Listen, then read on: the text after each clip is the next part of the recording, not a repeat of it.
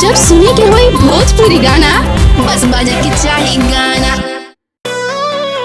हमर यादवा फुलइले बात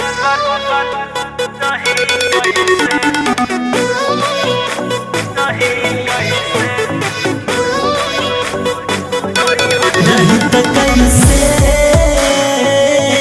सही तो कैसे रही तो कैसे सही तो कैसे सखी दिलावा के बतिया कहीं कैसे दुख होला बर्दाश्त न सही कैसे सखी दिलावा के बतिया कहीं कैसे दुख होला बर्दाश्त न सही कैसे हमर यादवा फुलइले बनाई हट ससुरा रही कैसे हमर यादवा फुलइले बनाई हट ससुरा रही कैसे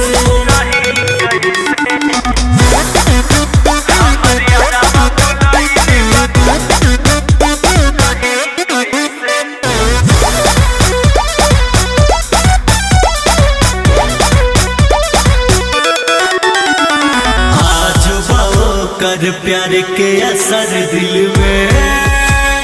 प्यार के असर दिल में कैसे छोड़ दी बाबू मुश्किल में बाबू मुश्किल में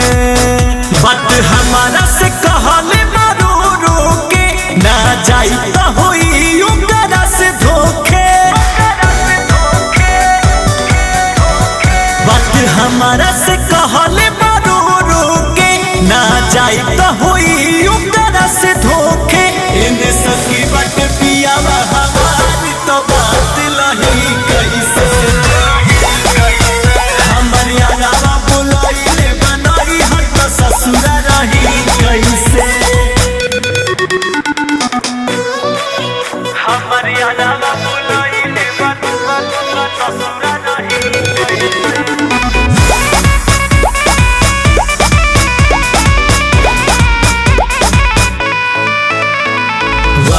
कसम हम कैसे भुला जाई हम कैसे भुला